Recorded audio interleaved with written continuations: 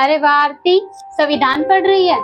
हाँ नंदिनी, पढ़ रही हूँ, लेकिन ये अनुच्छेद 3 में मुझे थोड़ा कंफ्यूजन हो रहा है। क्यों, क्या कंफ्यूजन हो रहा है, बता मुझे। ये देखो, जब मैंने अनुच्छेद 2 पढ़ा था तो वह नए राज्य बनाने के लिए था, और अनुच्छेद 3 भी नए राज्य बनाने के लिए है। जब दोनों ही नए राज्य बनाने के लिए है तो तीसरे अनुच्छेद की जरूरत क्या थी? क्या अनुच्छेद 2 ही काफी नहीं था? यही तो हम धोखा खा जाते हैं आरती। चल कोई नहीं, आज मैं तुझे बताती हूँ इन दोनों अनुच्छेद में क्या अंतर है, ध्यान से सुन। हाँ बिल्कुल, तुम बताओ मुझे। भारत को राज्यों का संघ कहा गया है और समय समय पर भारत में नए राज्यों का निर्माण हुआ है, उनकी सीमाओं में बदलाव हुआ है, उनके नाम बदले गए हैं, और ये सब अनुच्छेद 2 और 3 के तहत हुआ है।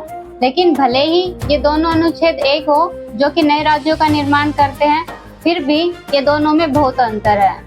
अनुच्छेद 3 संसद को यह शक्ति देता है कि वह कानून बनाकर नए राज्यों का निर्माण कर सकती है, उनका क्षेत्रफल बदल सकती है, उनका नाम बदल सकती है।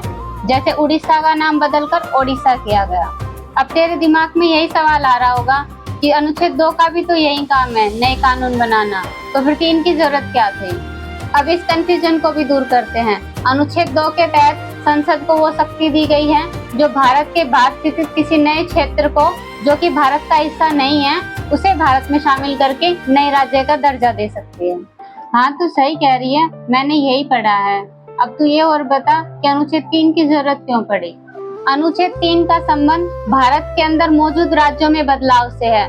इसके अंतर्गत संसद चाहे तो कानून बनाकर भारत के मौजूद राज्यों को बांटकर नए राज्य बना सकती है, 2 या 2 से अधिक राज्यों को मिलाकर नए राज्य बना सकती है, राज्य की सीमाओं में बदलाव कर सकती है, और चाहे तो राज्यों का नाम बदल सकती है। अब इन दोनों अनुच्छेदों में अंतर मैं तुझे आसान भाषा में बताती हूँ। अनुच्छेद 2 का मतलब भारत में किसी भारी नए क्षेत्र को शामिल करने से है, और अनुच्छेद 3 का मतलब भारत के अंदर मौजूद राज्यों में बदलाव से है। हाँ अब समझ आया मुझे, मैं कंफ्यूज हो रही थी। अगर दोनों अनुच्छेद का काम एक ही है, नए राज्य बनाना, तो फिर तीसरे की जरूरत क्या थी? आज मेरा डाउट दूर हो गया। Thank you Nandini. You welcome. मुझे अच्छा लगा कि मैं तुझे ये अच्छे से समझा पाई और तुझे समझ आ गया।